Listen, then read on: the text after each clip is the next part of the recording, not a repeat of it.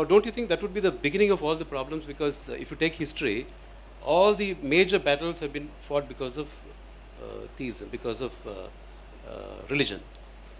Uh, this thing could be labeled differently. I mean, a temple in every city could be labeled. No, I did not say temple in every city, did I say that? I said you must… your home, your city, your town and your state and your nation and the world should become like a temple. That cannot be done by building more temples. That can only be done by you being in touch with the divine. And anyway, about the major wars, you need to understand this.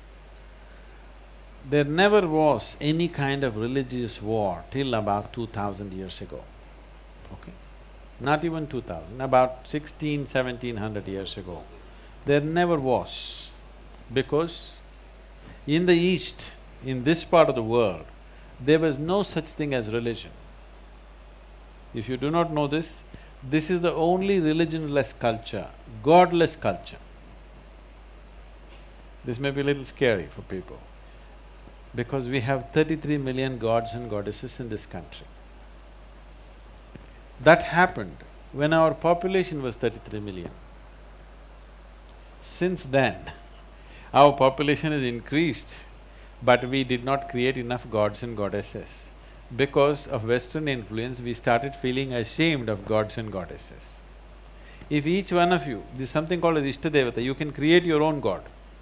You don't like any of the things available, you can make a tree in your house, God, you worship it. Nobody will think it's an odd thing in this country.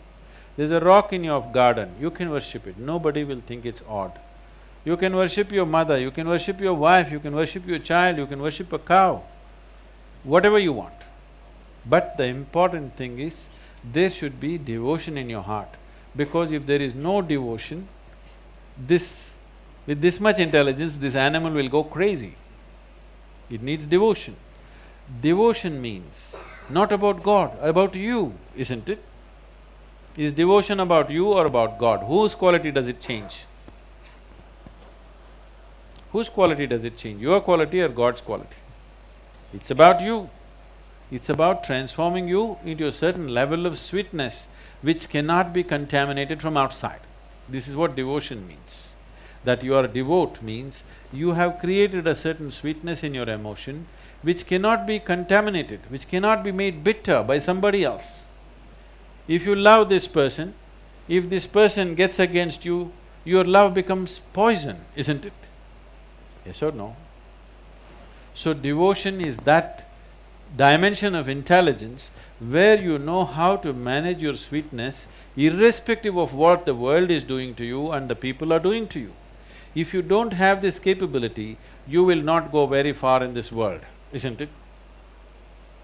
If you have the fear that you could become bitter, you will only take baby steps in your life.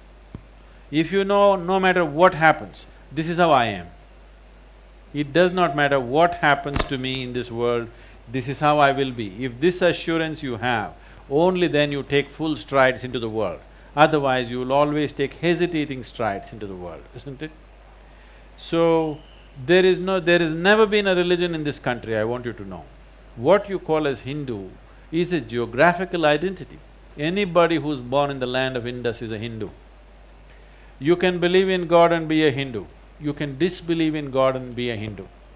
In your house, if you have 5 people can worship 5 different types of gods and still be okay with each other.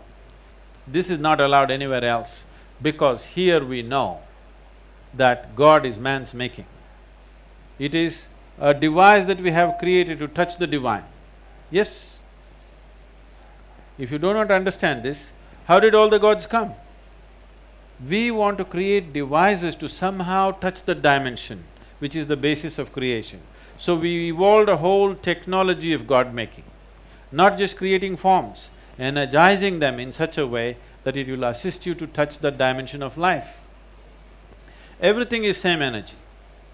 If you take some filth from the gutter and throw it at the root of the mango tree, it becomes a mango. The filth and the mango are same, isn't it? So why don't you just eat the filth, not the mango? No, you cannot eat that. but the mango you want to eat. This filth has been transformed into such sweetness, isn't it? What you call as earth that you walk upon is what is sitting here as your body and my body, isn't it? Yes or no? So it is the same thing, but it can be transformed into different dimensions of sweetness and energy and possibility, though it's the same thing. So understanding this, we evolved a whole science of consecration where we know how to turn a stone into divine. It is not a simple process. It is not just by belief. It is not just because of somebody believes it. It will reverberate. There is a whole science as to how to energize a space. Simply you can energize this space, make it crackle. You can take any object and make it. For example, if you are sensitive, you hold this in your hand. I will just hold it in my hand for 1 minute and give it to you, it'll feel different. Only problem is, this object will not be able to hold that energy for too long. After some time, it'll dissipate and again become a metal plate. If you create this form with the necessary care, you can energize it in a way that it stays for a long period. So, we can consecrate an object. What is just stone right now will reverberate with a tremendous field of energy. If people come and just sit there, their lives are transformed. It is for this the temples were built. Temples are not a place of worship. Nobody is leading a prayer. There is no philosophy being propounded. But they told you one thing, if you go to the temple, you must sit there for some time. Did they tell you this? Huh? Nobody told you have to send an application to God, but they told you must sit there for some time. Now these days you're just touching your bottom to the floor and running away. That is not the idea. This is like a public battery charging place. If the place is kept alive, if you sit there, your life can transform itself, if it is properly created. I am talking about the ancient temples.